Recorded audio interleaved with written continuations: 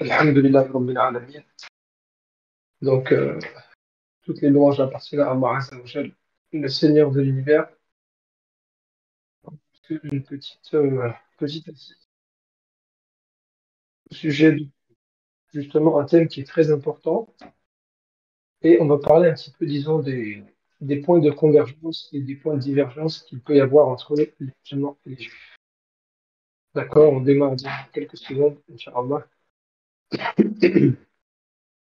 Donc, point de convergence, point de divergence. Judaïsme, islam. Attention, thème très très chaud. Judaïsme, islam, c'est qui détient la vérité? Peut-être que certains se posent la question. Eh bien, ce soir, Inch'Allah, on va essayer de rentrer un peu dans ce thème-là.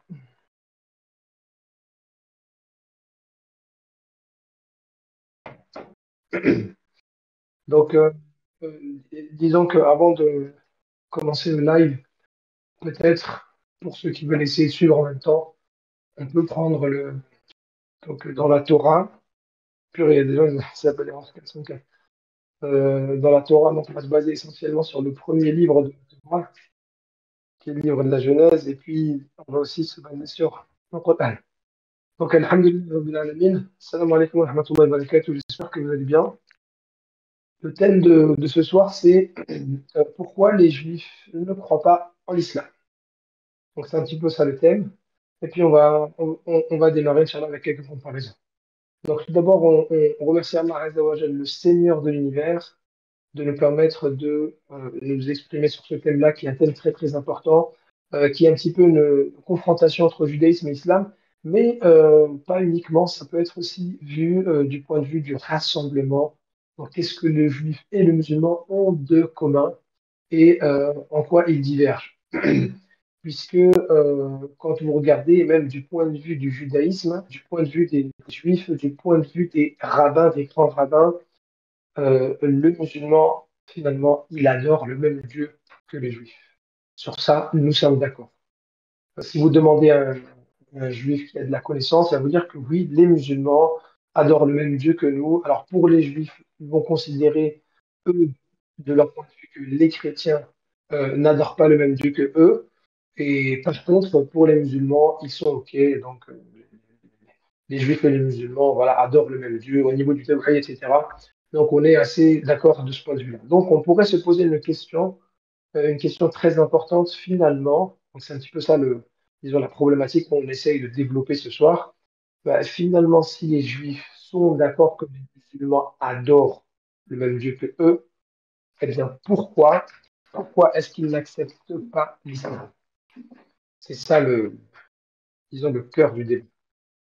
Pourquoi les juifs n'acceptent pas l'islam? Alors, quand on regarde un petit peu les divergences, les barrières qu'il peut y avoir entre juifs, chrétiens et musulmans, entre juifs et chrétiens, les barrières, disons, c'est que les chrétiens vont vous dire que, eh bien, ils ont raté le Messie et puis, depuis 2000 ans, et il y a eu des petites tensions, disons, souvent entre les chrétiens et les juifs.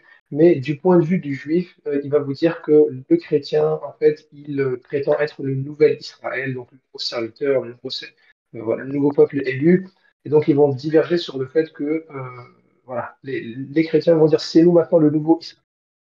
Par contre, entre le juif et les musulmans, ils ne vont pas diverger sur ça, ils sont d'accord, ils n'ont pas de problème, leur divergence à eux, ça va être plutôt au niveau de la terre, donc la terre de Palestine, etc.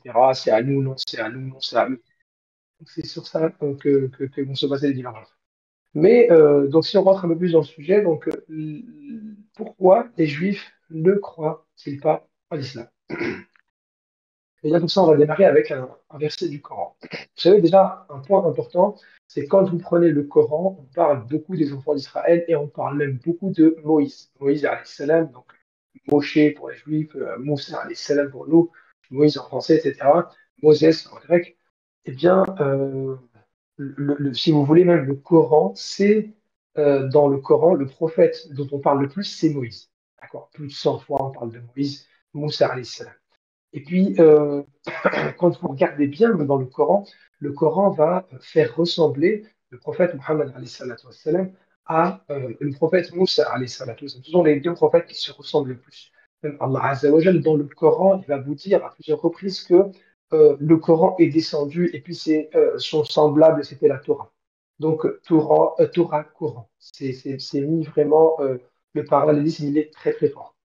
D'accord? Et puis, sur Terre, il n'y a pas deux livres comme la Torah et le Coran qui vont faire les éloges de Moïse, par exemple. Il n'y a pas.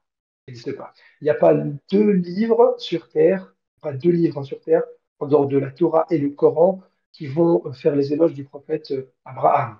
Comme ils disent Avinu, Avinu Abraham. Donc, notre père. Avinu, c'est Aboul, en fait. Donc, c'est ça. Notre père Abraham. Donc, les deux livres qui parlent le plus, qui font les éloges d'Abraham, de Ibrahim, alayhi salam, c'est qui? C'est la Torah et le Coran. Il n'y en a pas d'autre. C'est rien de chercher. Il ne faut pas chercher, c'est ça. Vous allez perdre du temps.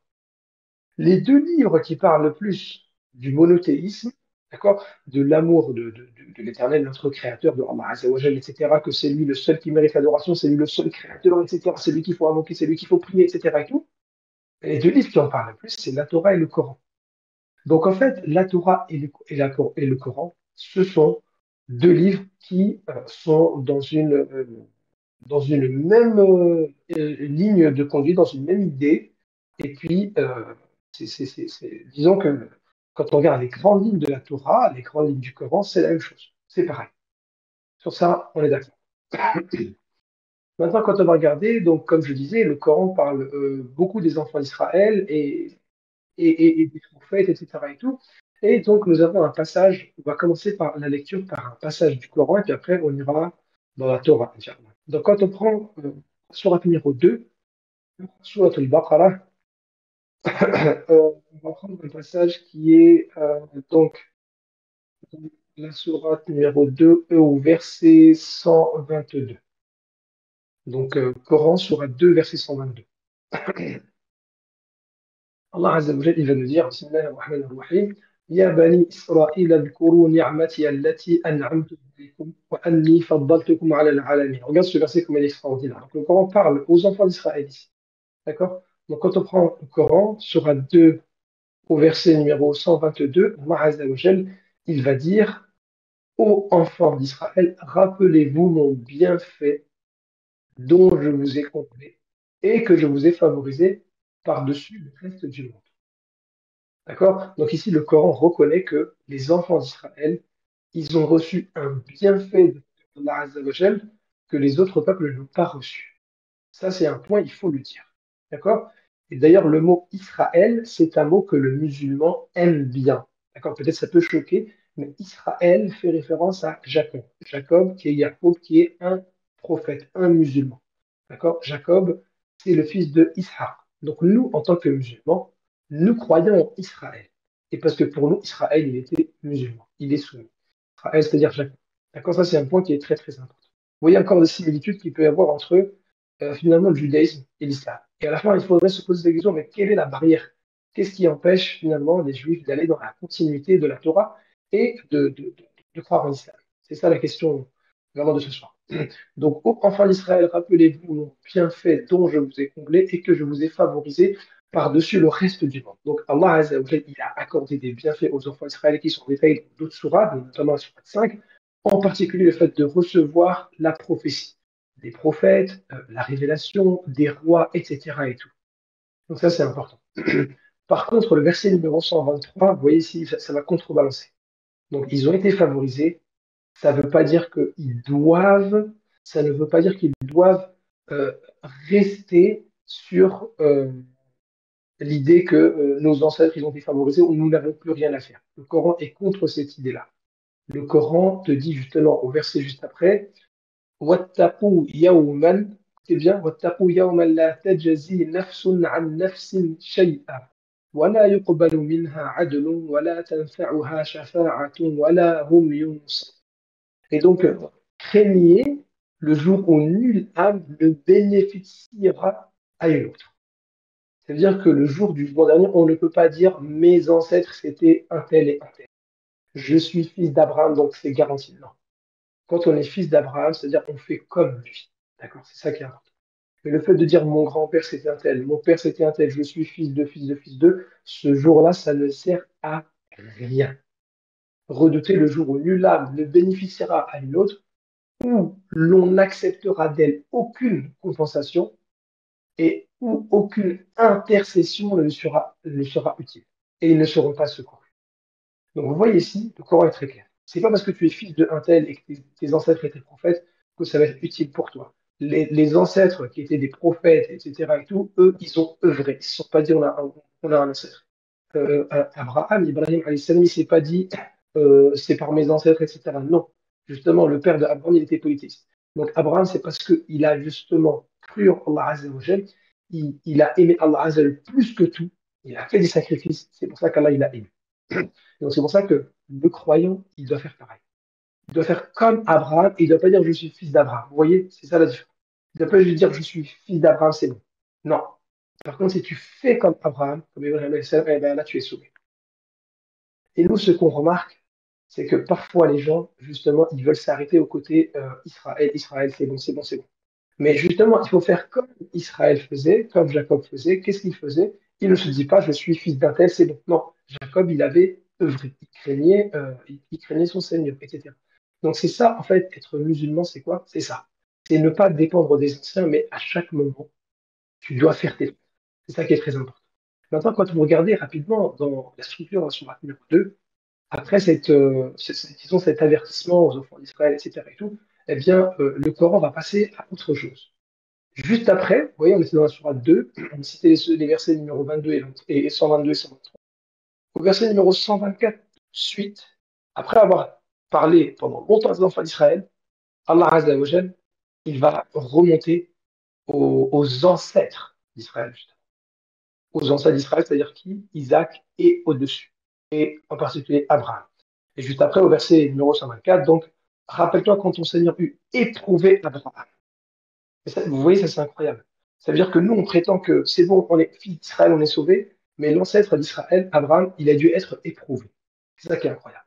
Et c'est pour ça que être musulman, suivre l'islam, c'est faire comme Abraham. C'est pas dire j'ai des ancêtres, non, c'est être éprouvé et réussir les épreuves. Être croyant, être soumis. C'est ça l'islam. Musulman, c'est exactement ça. C'est ça qui est incroyable. Juste après avoir parlé des enfants d'Israël qui ont été favorisés, mais l'ancêtre, Abraham, il a eu des épreuves. Et donc, il a dû les accomplir. Et quand ton Seigneur eut éprouvé Abraham par certains commandements et qu'il les eut accomplis, c'est parce il a accompli ça que Allah Azza wa Jalla lui dit, le Seigneur lui dit, je vais faire de toi un exemple à suivre pour les gens.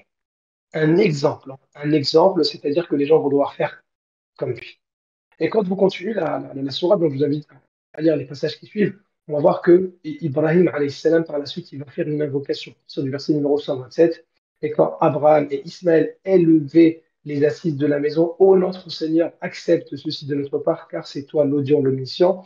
Verset numéro 128, notre Seigneur, fais de nous tes soumis et de notre descendance une communauté soumise à toi, et montre-nous le rite et accepte de nous le repentir. Tout ça, c'est Ibrahim alayhi salam qui le fait, c'est incroyable, qui le demande. Car c'est toi, certes, l'accueillant au repentir le miséricordieux. Et là, le verset ici, le verset numéro 129. Notre Seigneur envoie l'un des leurs comme messager parmi eux pour leur réciter tes versets, leur enseigner le livre et la sagesse et les purifier. Car c'est toi, certes, le puissant, le sage. Donc, vous voyez ici dans la suite de la sourate 2, après avoir parlé pendant longtemps des enfants d'Israël, Allah Azza wa Jalla, il va changer de communauté. Il y avait les enfants d'Israël, maintenant on va passer aux enfants d'Ismaël. Et ça, c'est un point qui est très important.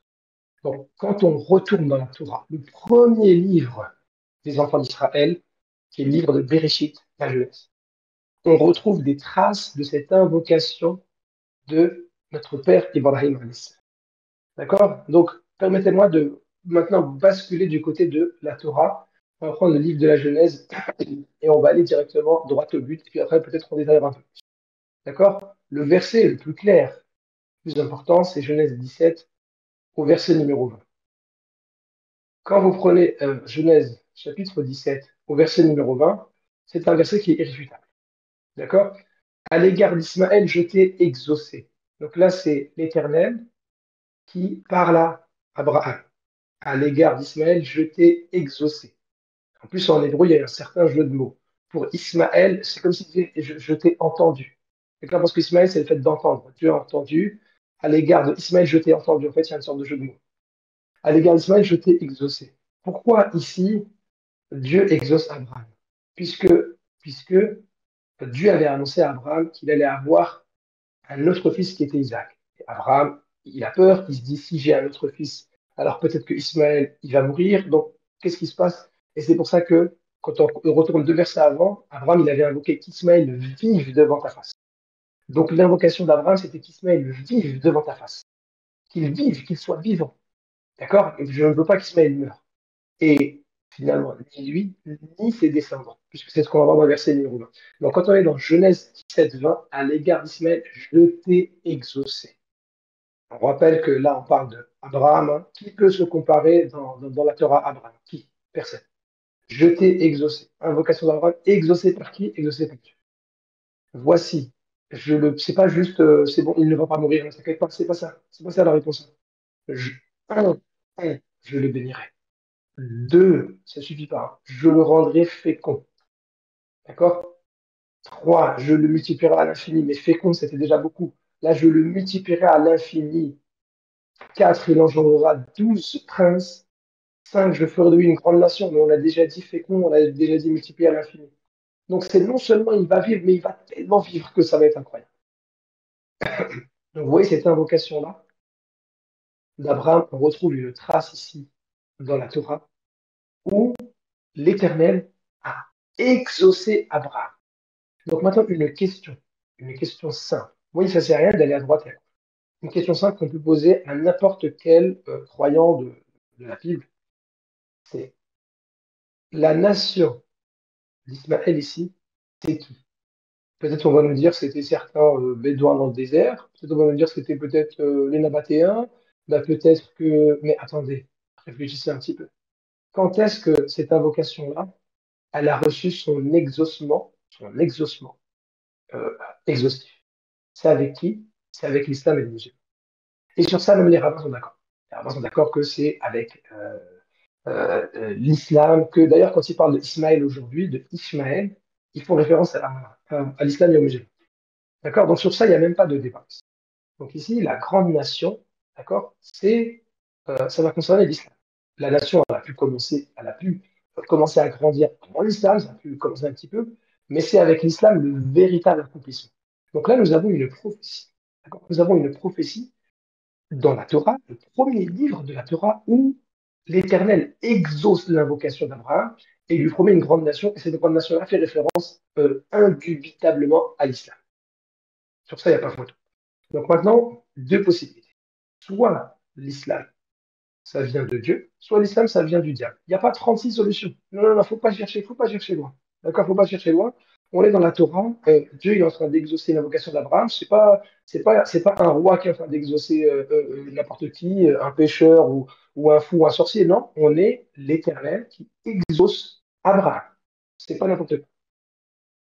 Je ferai de lui une grande nation. Ça sert à rien d'aller chercher la grande. Aujourd'hui, la Chine, c'est une grande nation. Aujourd'hui, la Russie, c'est une grande nation. Aujourd'hui, les États-Unis, c'est une grande nation. Non, ça n'a rien à voir.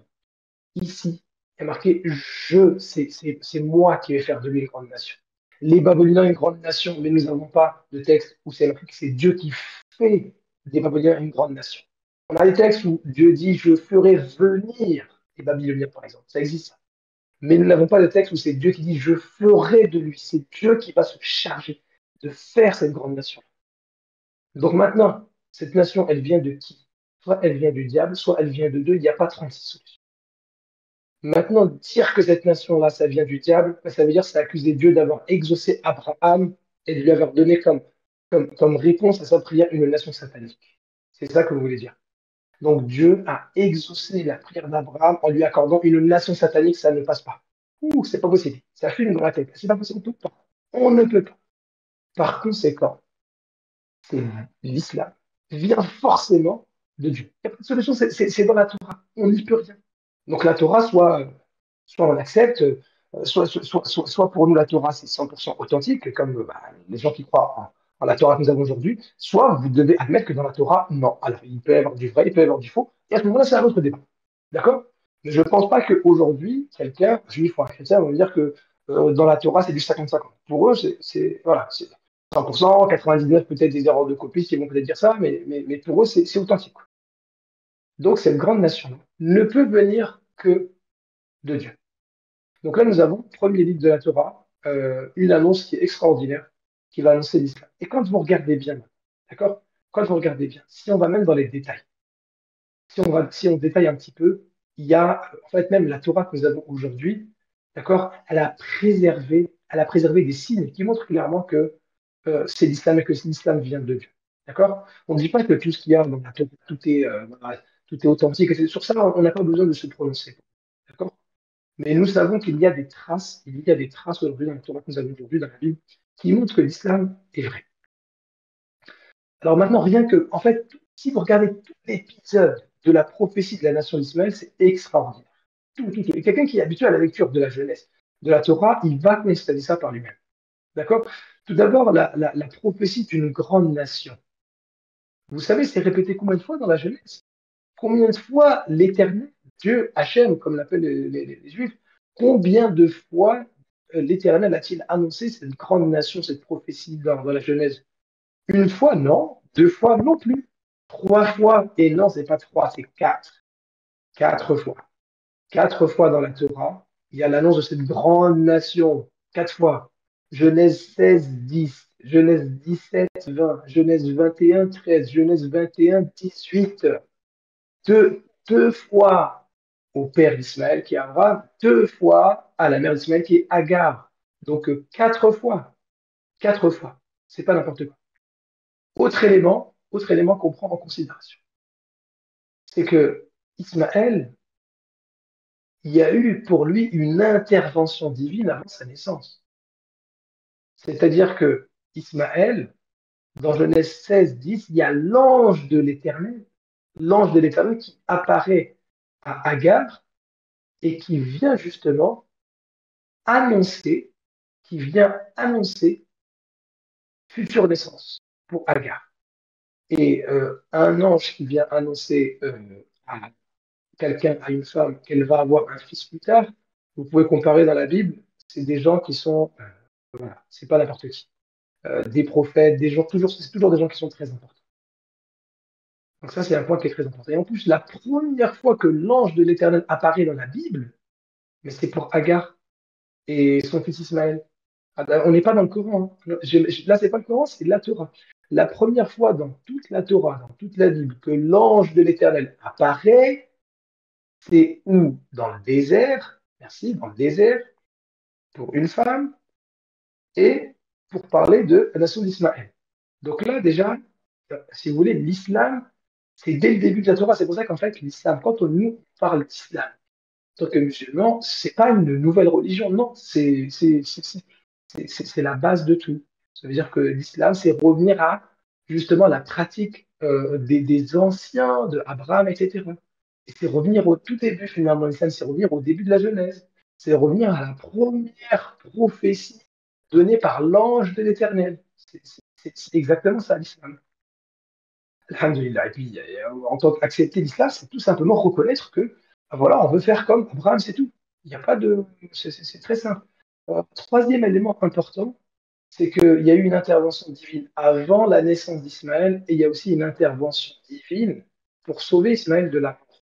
Quand vous prenez Genèse 21, 16 jusqu'à 18, euh, Ismaël devait mourir de soif.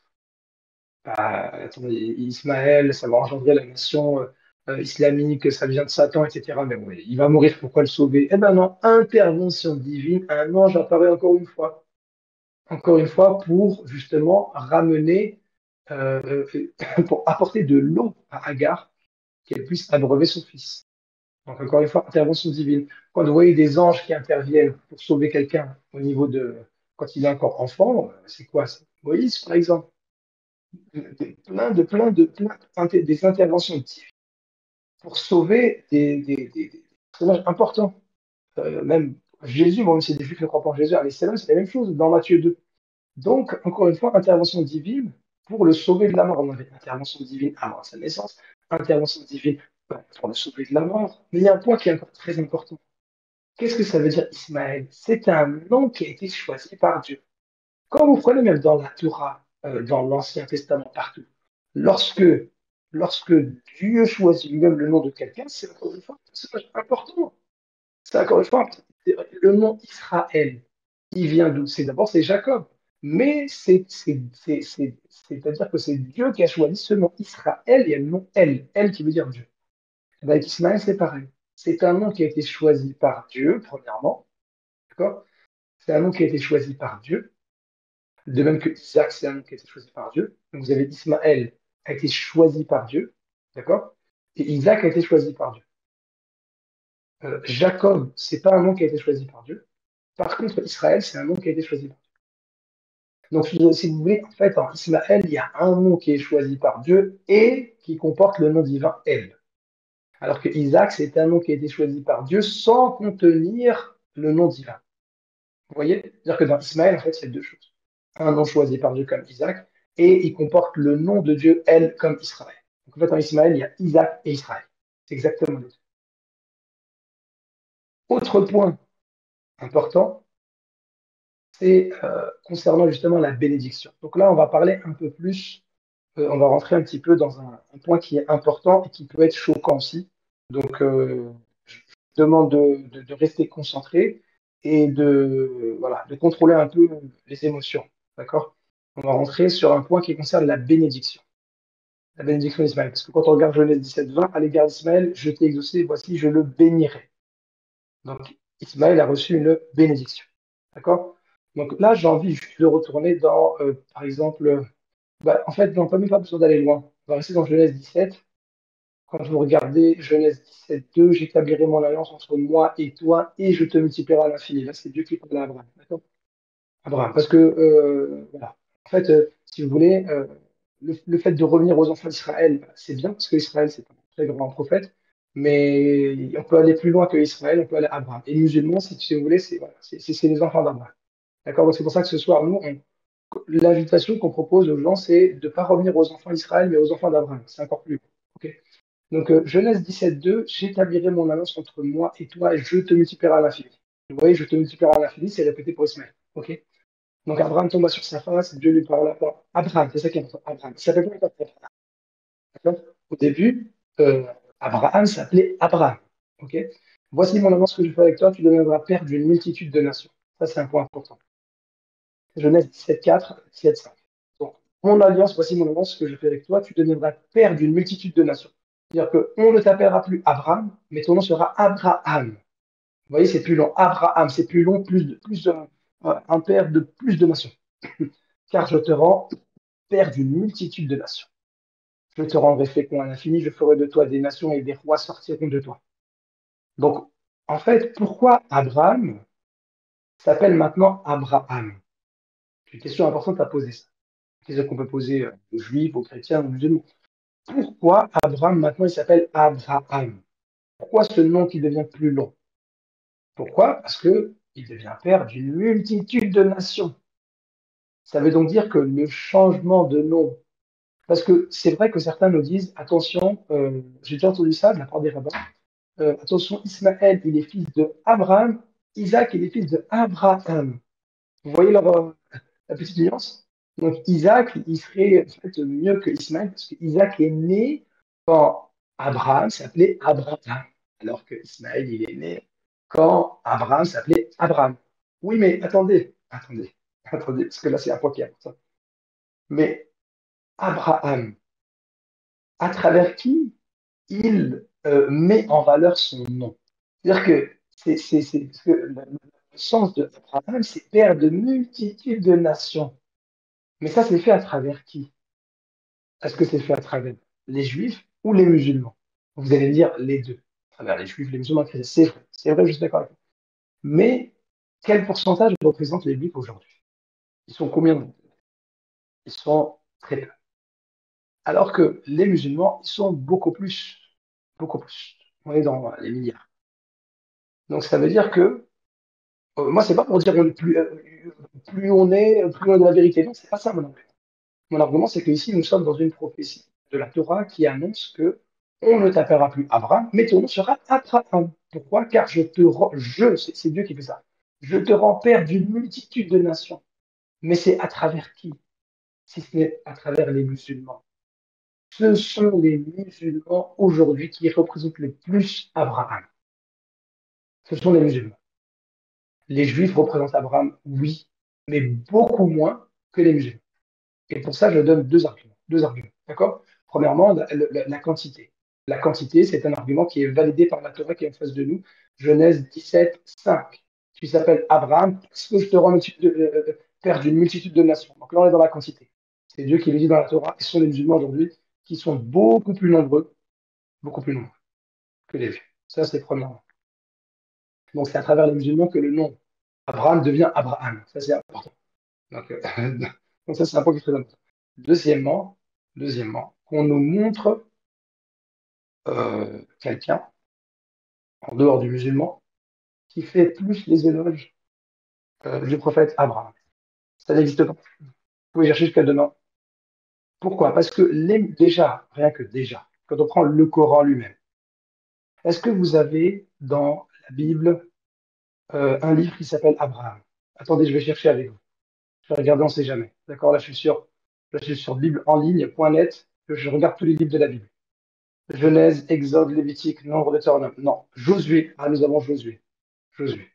Josué qui est un prophète, hein, le disciple de Moussa. Ruth, Samuel, nous avons Samuel. Samuel 1, Samuel 2. Un roi, deux rois, chroniques, Esdras, nous avons Esdras. Nous avons Néhémie, nous avons Esther. Job, nous avons Job. Psaume, Proverbe, Ecclésiastique, Cantique. Ésaïe, nous avons Jérémie. Lamentation, nous avons Ézéchiel. Nous avons Daniel. Nous avons Osée, nous avons Joël, nous avons Amos, nous avons Abdias, nous avons Jonas, nous avons Michel, nous avons Naïm, nous avons Habakkuk, nous avons Sophonie, nous avons Agé, nous avons Zacharie, nous avons Malachie. Mais nous n'avons pas Abraham. Nous n'avons pas de livre qui porte le nom d'Abraham. Quand vous prenez le Coran, c'est très simple. Surat 14, Surat Ibrahim, alayhi salam. C'est la Surat d'Ibrahim. Donc ça, c'est clair. D'accord? Ça, c'est un point qui est très clair. OK? Donc ça, c'était euh, deuxièmement. Quand vous regardez troisièmement, d'accord? On est toujours dans l'application de Genèse 17.5. On ne t'appellera plus Abraham, mais ton nom sera Abraham. Pourquoi? Car je te rends père d'une multitude de nations. Ce sont les musulmans, la multitude des nations. Le Coran comporte une sourate qui porte le nom d'Abraham. Le Coran fait les éloges d'Abraham comme n'importe quel autre livre. Il n'y a pas, il n'y a pas, il n'y a pas. Un livre qui met en avant que Abraham était monothéiste, qu'il a combattu les polythéistes, qu'il était même contre son père l'a jeté dans le feu, etc. Il n'y a pas, ça n'existe pas. D'accord? Quand vous regardez entre le Coran et la Bible, il n'y a pas. Un autre point qui est très important, c'est que euh, chaque musulman, chaque musulman, dans sa prière, 5 fois par jour, au moment de finir la prière, quand on fait tahiyya, d'accord? Et bien juste après, qu'est-ce qu'on fait? On cite les éloges faits par Allah Azza wa Jal sur Abraham. Kama sallayta ala Ibrahim wa ala ali Ibrahim. Donc, chaque musulman, dans sa journée, 5 fois par jour, 5 fois par jour pendant sa prière, il reconnaît que Abraham, justement, il a été béni, que Abraham, c'était un très grand prophète, que Abraham, il a été élevé. Et ça, c'est chaque jour. Le musulman, il le fait. Donc finalement, quand on voit même des passages qui nous disent que Abraham sera une source de bénédiction, toujours dans la Genèse, vous comprenez, Genèse 12, etc., 12 à 15, jusqu'à 17, 18, ce sont ces passages-là. Eh bien, Abraham, il est une source de bénédiction, mais à travers qui? C'est ça la question. À travers qui Abraham, il est une source de bénédiction? Regardez, je vous prends ce passage-là et après, on va pas trop tarder, mais ce passage-là de Genèse, il est incroyable. Genèse 12, 2. D'accord? Genèse 12, 2. Je ferai de toi une source, une grande nation, pardon. Et je te bénirai, je rendrai ton nom grand, et tu seras une source de bénédiction. Je bénirai ceux qui te béniront, et je maudirai ceux qui te maudiront, et toutes les familles de la terre seront bénies en toi.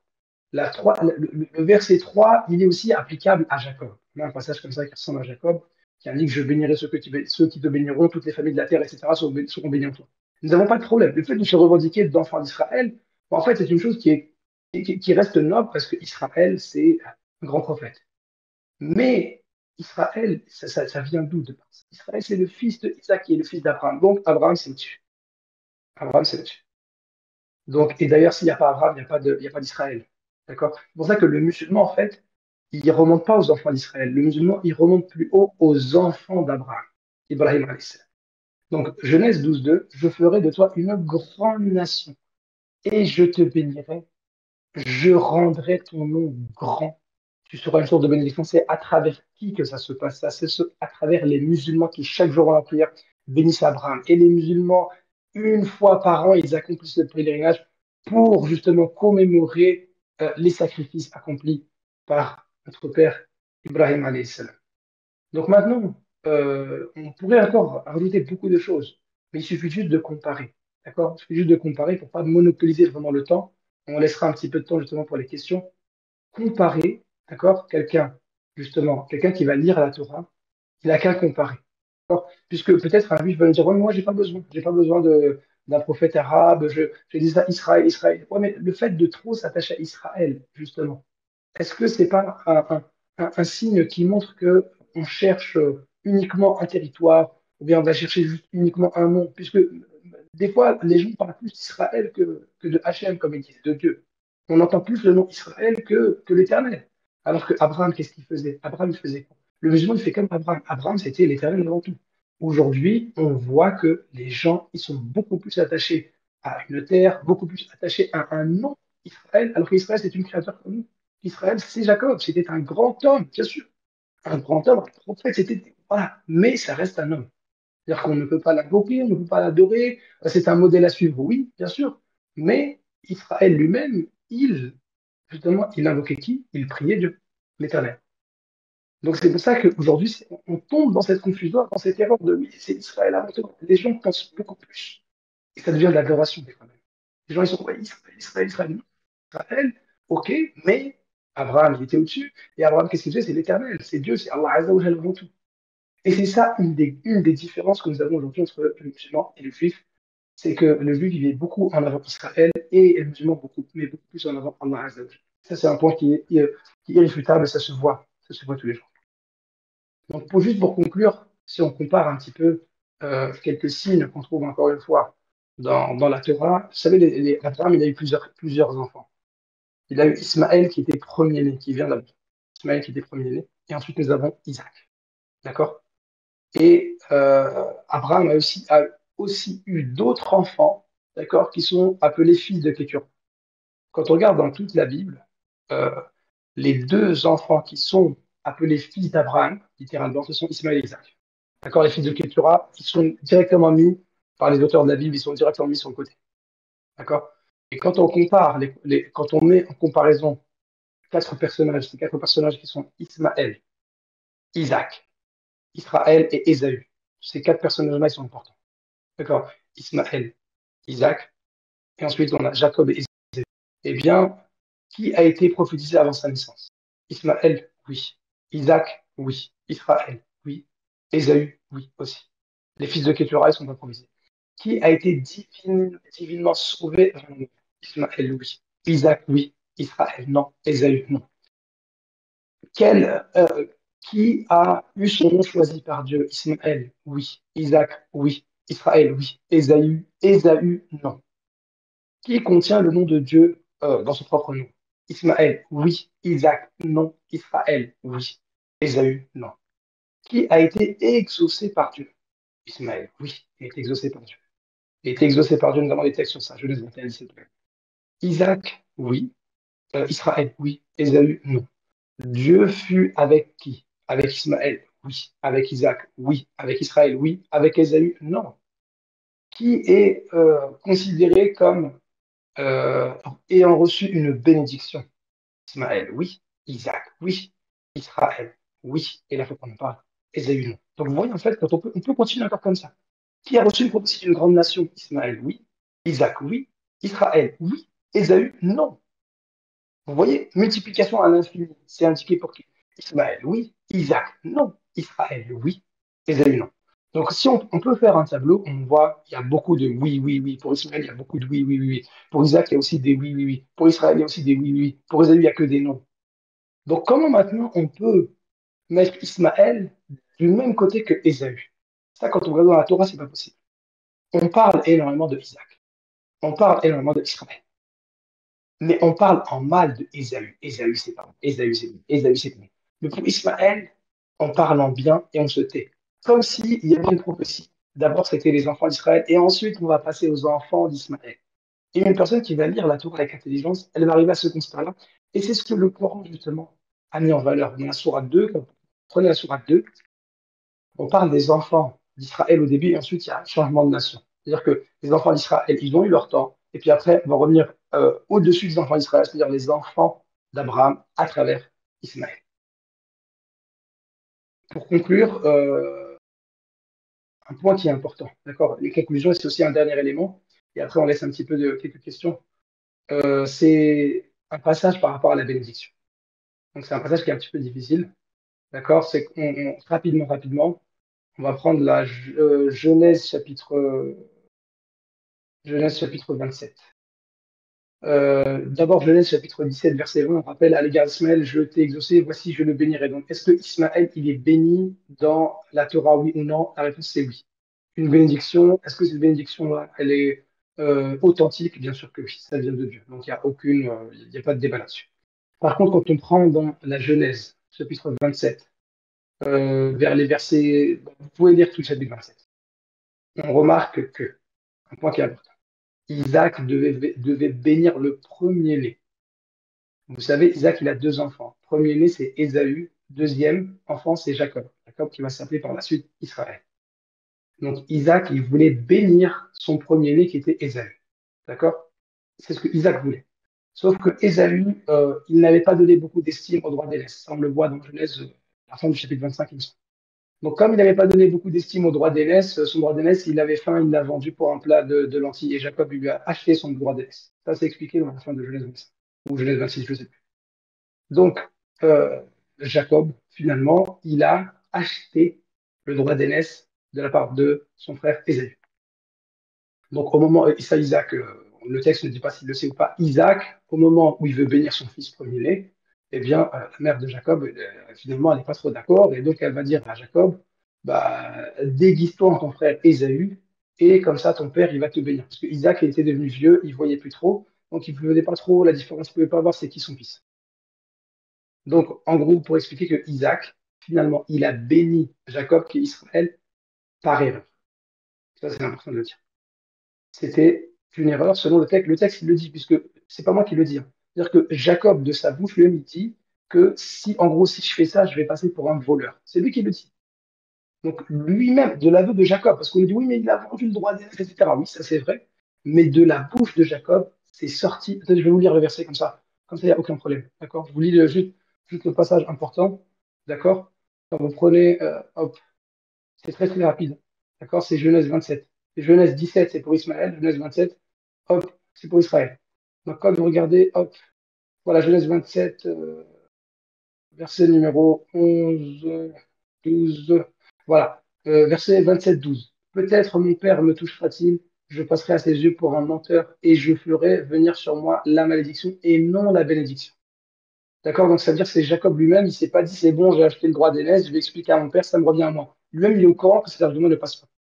Et donc, ici, finalement, quand on prend Genèse 27-35, Isaac, il a béni par erreur Jacob. Il pensait que c'était Ésaü. Ça, c'est un argument qui est très important. Isaac, il va bénir Jacob, donc il bénit Israël par erreur. Par erreur. Genèse 27-35. Isaac dit, ton frère, Isaac dit, parce que là, à un moment, quand Jacob il a été béni, d'accord? Il a été béni en mode caché. Bah, son frère Ésaü, il vient, il dit, mais non, c'est moi, Ésaü, pourquoi tu l'as béni, c'est moi, tu t'es trompé. Et Isaac, qu'est-ce qu'il lui répond? Genèse 27-35. Isaac dit, ton frère est venu avec ruse et il a enlevé ta bénédiction. D'accord? Ça, c'est un passage qui est important.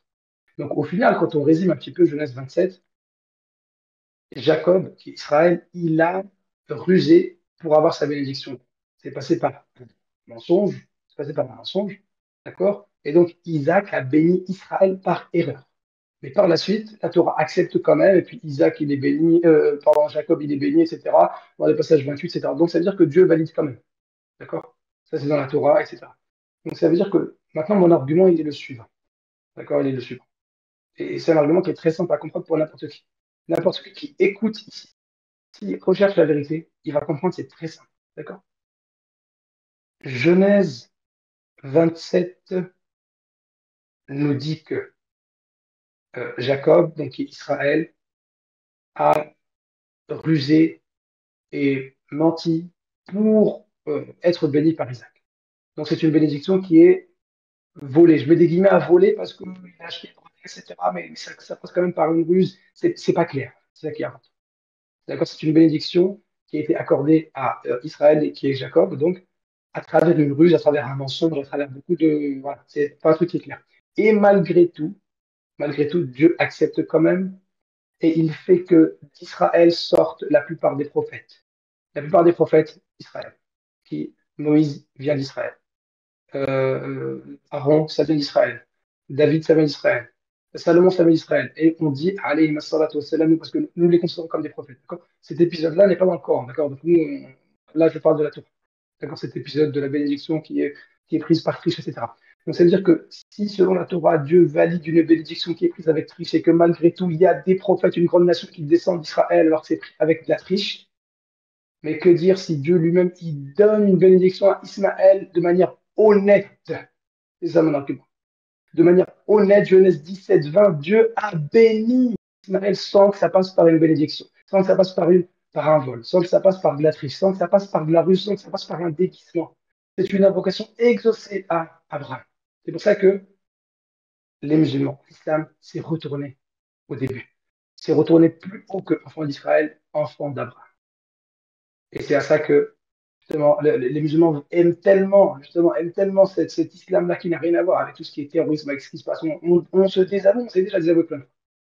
Nous aimons tellement cette bénédiction qui est claire, qui est sans tâche, pardon, qui est claire, qui est pure, qu'on aimerait la partager aux autres. Voilà notre message de ce soir. J'espère que ça a été bénéfique pour tout le monde. Et on peut laisser un petit moment pour les questions, s'il y a bien sûr des questions restant sur des thèmes. D'accord? Donc, Alhamdulillah, Rabbil Alamin. Et puis, je ne sais pas si quelqu'un peut prendre des questions. On essaie de répondre. S'il y a sur le thème, si d'autres intervenants du collectif veulent participer, il n'y a aucun souci, hein, parce que moi, je commence à perdre la voix.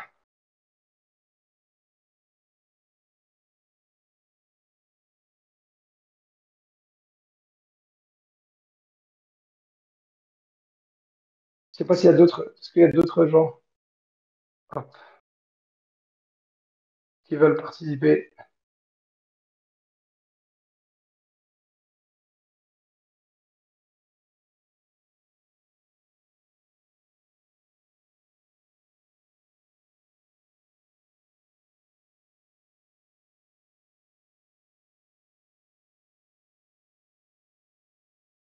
Est-ce qu'il y a des questions?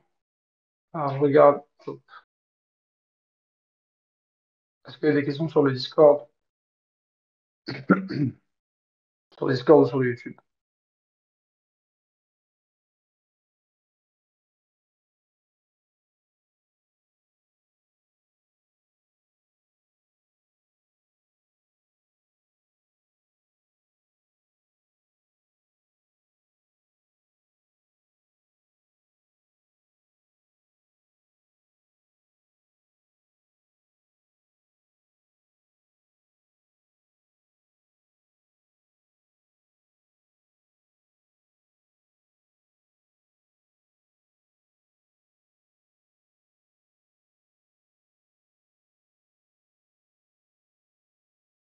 Le son sature. Ça va être une grande nation.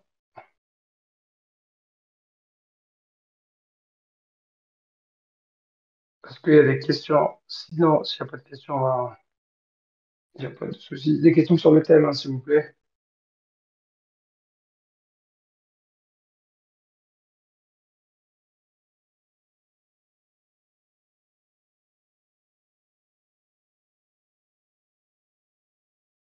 Ah, le micro, c'est pas ouf.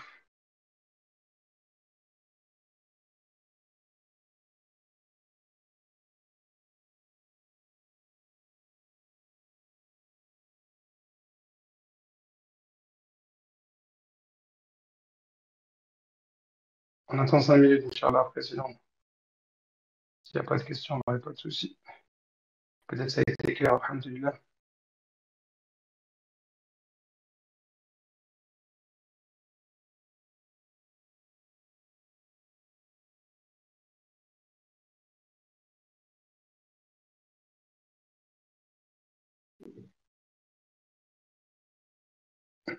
Alors, donc, sur le. Hop, salam alaikum, Jacob. Jacob, c'est le fils de qui? C'est qui par rapport à Isaac et Ismaël? Alors, Jacob, c'est le fils de Isaac, Ishaq. Donc, nous avons Ibrahim, alayhi salam. Ibrahim, alayhi salam, il a plusieurs enfants, mais il a deux fils. Premier fils, premier-né, c'est Ismaël. Et ensuite, il a Isaac. Et Isaac, il a deux enfants lui aussi, un qui s'appelle Jacob, un qui s'appelle Isaïe. Donc, j'espère que j'ai répondu à la question. Est-ce qu'il y a moyen de contacter en privé? Vous pouvez contacter en privé, il n'y a pas de problème. Pour la darwa à un juif, quelle porte d'entrée te semble la plus efficace? Quelqu'un qui n'est pas plongé dans la science et etc. En fait, le point important, c'est qu'entre le juif et le musulman, il y a énormément de points communs. Franchement, quand on regarde, hein, moi je parle des grandes lignes toujours, hein. Des grandes lignes, après, bien sûr, cinq prières chez les musulmans, trois prières, il me semble, chez les juifs, c'est pas exactement pareil. Mais dans les grandes lignes, c'est la même chose. Quand vous prenez un juif et un musulman, voilà. Quand vous prenez un juif, un chrétien et un musulman, il y a plus de similitudes, beaucoup plus entre le musulman et le juif.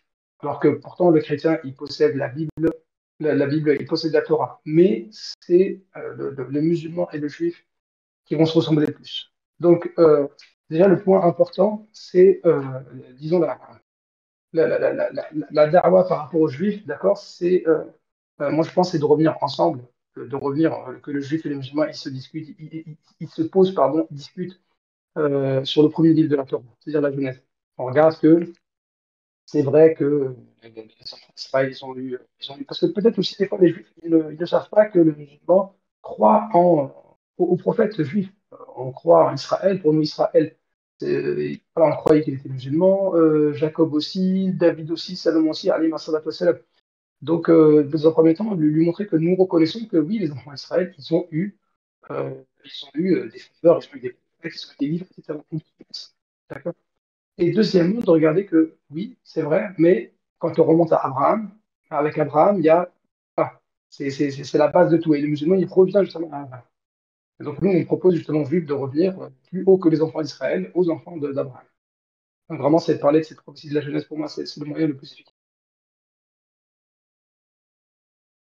Enfin, désolé pour la voix, c'était pas terrible là. Donc on fait comme on peut. Salam alaikum, ça c'est bon. On fait comme on va. L'Éternel dit à Abraham, alayhi salam, je te bénirai, ceux qui te bénissent, tashahhud en prière. Exactement, oui. Oui, tashahhud, oui. À chaque prière musulmane bénit Abraham. Les Juifs le font. Alors, pas à ma connaissance, les Juifs ne le font pas à ma connaissance dans leur, chaque jour dans leur prière un rappel de la bénédiction d'Abraham. Par contre, ils font justement, ils mettent en valeur le nom d'Israël. C'est pour ça qu'en fait, une des différences entre le Juif et les musulmans, c'est que le Juif, il met beaucoup plus en avant Israël, Israël, Israël, alors que le musulman, il va mettre beaucoup plus en avant Abraham, Abraham, ou bien le nom, les noms qui vont revenir le plus, c'est Allah Azza wa Jalla.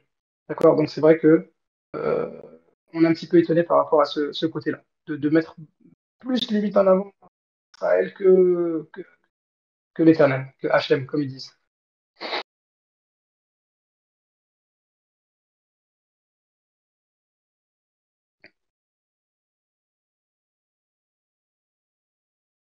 Alors, salam alaikum, je voulais savoir, les versets sont clairs concernant le fait qu'Ismaël, alayhi salam, que l'Éternel fera de lui une grande nation.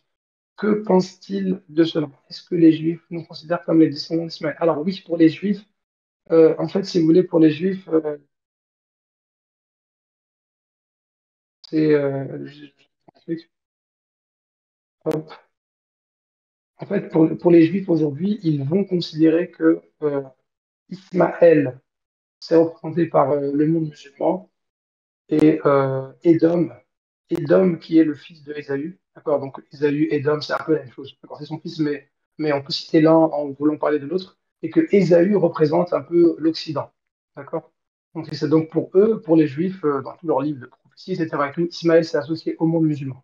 Donc, ils sont d'accord que c'est la grande nation ici, ça vise l'islam. Ils sont d'accord sur ce point-là.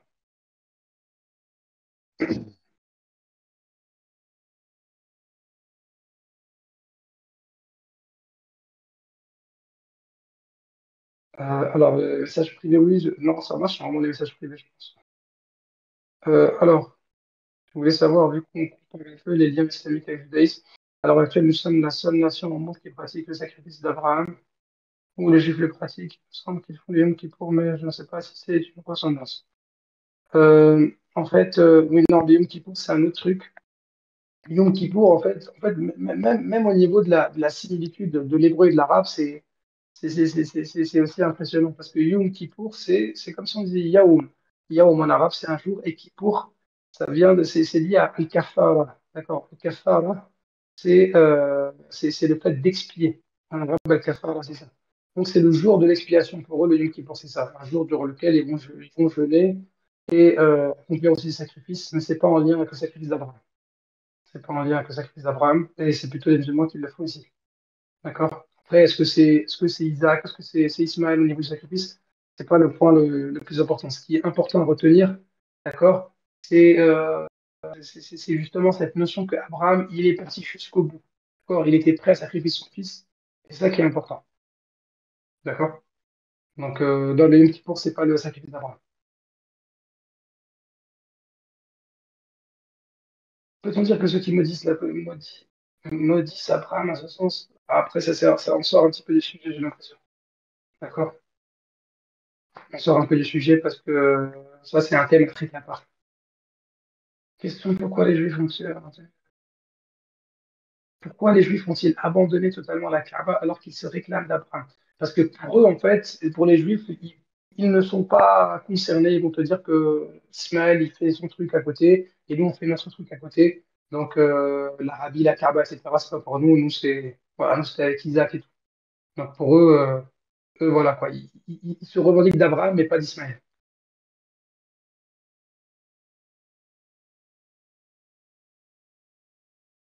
Du coup, quel lien les rattache à Abraham, mis à part l'alliance, quelle pratique ils font, qui les rapproche d'Abraham, mis à part la circoncision? Bah, en fait, c'est vrai que quand on regarde dans la Torah, au début on parle d'Abraham, mais après c'est que Israël. Quand vous prenez tous les textes, d'accord, vous prenez les textes de la Torah, même les textes de la Bible, euh, au début on parle beaucoup d'Abraham dans la Genèse, et après plus ça avance, et plus c'est que Israël. Surtout dans les textes d'après. Vous croyez les textes d'après, même ce qu'on appelle les 12 petits prophètes, on ne parle plus d'Abraham quasiment. C'est que Israël, Israël, Israël. Donc ils sont vraiment énormément attachés à Israël, beaucoup plus qu'Abraham. D'accord, beaucoup plus après, ils vont dire Abraham, bon, c'est notre père, etc. et tout. Pour eux, ils le considèrent comme un très, très élevé, c'est sûr. Mais ils ont beaucoup moins d'attache qu'avec Israël. Donc il y a la circoncision, c'est vrai, mais après il y a pas énormément de choses. Il n'y a pas énormément de choses.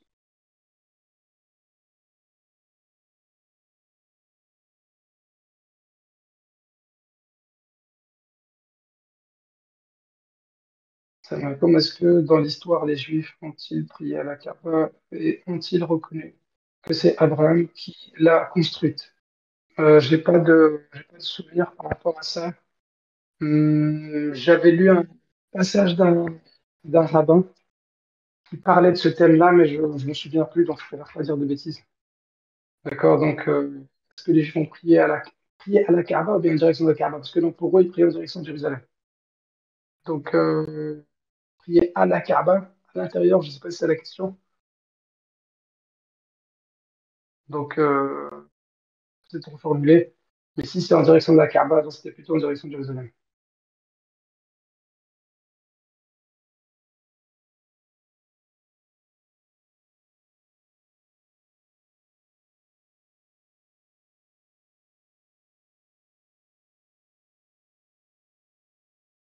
Ouais, c'était en direction de Jérusalem. Est-ce qu'il y a d'autres questions?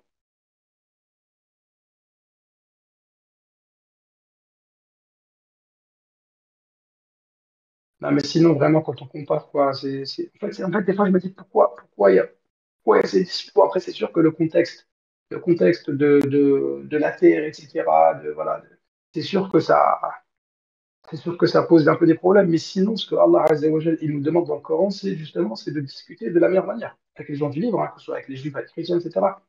Donc, on devait avoir plus d'assises où on échange un petit peu, voilà, par rapport à, on compare un petit peu le musulman, le juif et tout. Et franchement, il y a beaucoup de choses à apporter, quoi. Et leur montrer que finalement, être musulman, c'est quoi? C'est remonter plus haut que l'enfant d'Israël, c'est tout. C'est remonter à l'enfant d'Abraham, et ça ne devrait pas poser de problème. Non, non, non. Est-ce que, est-ce que les juifs méprisent les croyances des chrétiens? Enfin, quand on regarde ce que disent les rabbins, ils disent que par rapport au christianisme il y a, disons qu'il y a, c'est ce qu'ils disent, hein, quand j'avais écouté un rabbin qui disait, ils ont deux problèmes avec le christianisme. Déjà, par rapport à l'islam, ils sont 100% d'accord au niveau de tout ce qui est le culte, etc., l'adoration et tout. Ils sont d'accord que les musulmans sont monothéistes. Par rapport aux chrétiens, ils ont deux problèmes. Le premier problème, c'est le problème de l'incarnation. Pour eux, ils se disent c'est impossible que Dieu s'incarne. Comment Dieu peut venir sur terre. Il avait besoin de ça pour que les gens le connaissent, alors que justement, c'est ça le principe justement du monothéisme, c'est de pouvoir connaître, se rapprocher du Créateur sans que lui il ait il ait ce besoin-là de s'incarner, etc. Et en plus de se faire tuer. Donc déjà, ils sont contre ce dogme de l'incarnation de Dieu qui vient sur terre se faire tuer par ses créatures, etc. Donc ça, c'est premièrement. Et deuxièmement, tout ce qui est les icônes, les statues, etc. et tout, même si c'est vrai que c'est pas tous les chrétiens, parce que par exemple, les protestants n'ont pas ce côté-là. Donc c'est vraiment le premier point, l'incarnation, divinité, etc. et tout. Divinité de Jésus, c'est sur ça qu'ils sont pas du tout d'accord avec les chrétiens.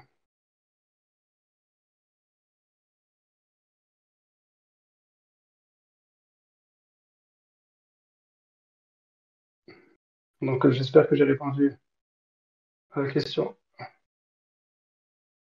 pour se rapprocher de nous. Et logiquement, Isaac, dans les premiers temps, est sûrement allé à la Mecque, je veux dire, par là qu'il n'a quand même pas lié la construction de la Kaaba. Ah bah, en fait, le truc, c'est qu'à un moment donné, donc, il y avait Ibrahim alayhi salam, qui allait visiter son fils Ismaïl en Arabie et qui revenait donc voir son fils Isaac. Donc, est-ce que Isaac est venu avec Ibrahim alayhi salam à la Kaaba? Ça, on n'a pas de texte sur ça. Mais forcément qu'il n'a pas, il n'a pas dû lier, c'est tout. D'accord, il n'a pas dû lier. En plus, quand on voit dans Genèse 25, Ismaël revient à l'enterrement de son père Abraham avec Isaac, et donc les deux se voient, etc. et tout, ils ont certainement dû parler voilà, de prendre des nouvelles, donc sur ça, il n'a pas, forcément, il n'a pas nié. On va prendre peut-être une dernière question. Est-ce que le monothéisme en islam avec les trois types de tawhid, etc., les choses que je disais, oui, c'est pareil, c'est la même chose. C'est la même chose parce que le fait de croire que Allah Azza wa Jal, c'est lui le créateur, d'accord? Tawhid al-Rububiyyah, c'est lui le créateur, c'est lui qui va nous donner la subsistance, c'est lui qui va tout donner. Les Juifs, ils croient en ça aussi. Et de l'autre côté, le fait de croire que la créature doit tout rendre au créateur, on doit l'adorer. Allah, le seul à adorer, le seul qui mérite l'adoration, le seul qui mérite d'être invoqué, etc. On doit l'aimer plus que tout. Ils y croient aussi. Et Tawhid Asma wa Sifat, ils ont. Dans la Torah, il y a plusieurs noms de l'éternel. Ils ont plusieurs noms même si dans le Coran, on n'a pas d'équivalent. Le Coran, c'est le livre qui nous parle, qui nous met le plus en valeur les noms d'Allah Azza wa Jal. Al-Aziz, Al-Hakim, Al-Ghafour, Al-Ghaffar, Al-Tawwab, Al-Wadoud, c'est extraordinaire. Donc, on retrouve ces choses-là dans le judaïsme. Après, après c'est un peu comme partout, hein. Des fois, quand on rentre un peu dans tout ce qui est mystique et tout, il peut y en avoir autant chez les musulmans que chez les juifs. Des fois, il y a des trucs un peu bizarres. D'accord? Tout ce qui est cabale et tout, là, ça, c'est des trucs un petit peu spécial, hein. D'accord? Ça, c'est des exceptions.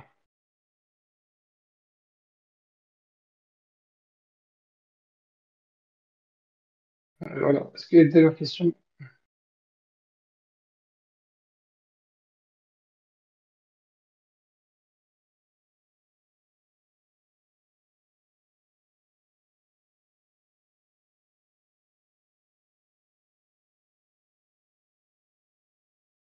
Est-ce que le monothéisme? Non. Ok, alhamdulillah.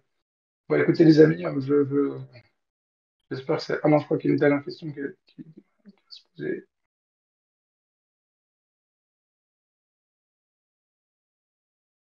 Les Juifs, c'est juste, ils sont moins spirituels sur le paradis et l'enfer. Oui, après, en fait, ils y croient, non, ils y croient, mais c'est pas indiqué de manière détaillée dans la Torah. Quand on prend dans d'autres de leurs livres, la Torah, etc., et tout, ils parlent de paradis et d'enfer. D'accord, ils y parlent. Donc, dans les grandes livres, c'est pareil. Et même Allah Azza wa Jalla, il nous le dit. وَشَهِدَ شَاهِدٌ مِنْ بَنِي إِسْرَائِيلَ عَلَى مِثْلِهِ. D'accord, même les enfants d'Israël, leurs savants, ils savent que quand tu regardes le Coran, la Torah, bah, finalement, c'est pareil. C'est la même chose. C'est quoi la description du paradis, du coup? Je sais pas. Je sais pas du tout. Je pourrais pas répondre à cette question. Description détaillée, ils y croient, mais c'est vrai que ça, la description de l'au-delà, du paradis, etc., on la voit plus dans, par exemple, le Nouveau Testament, dans les évangiles. Jésus alayhi salam, il en parle beaucoup, plus que dans la Torah, et beaucoup plus, on le voit beaucoup plus dans le Coran. Beaucoup plus dans... Le nom Ismaël en arabe veut dire aussi Dieu a entendu, comme en hébreu, oui, c'est la même chose. Ismaël et Ishmaël. Comme ils disent schéma, le schéma, le fait d'écouter. Donc, eux, pour eux, le shin, ils le mettent en signe, un peu comme quand nous on dit Moussa, eux, ils disent Moshe. Donc le sin et le shin en hébreu et en arabe, ça se change. Donc c'est pareil. Ismaïl, Ismaël, ça fait référence à elle, le nom de Dieu dans la Torah. La même signification. Non.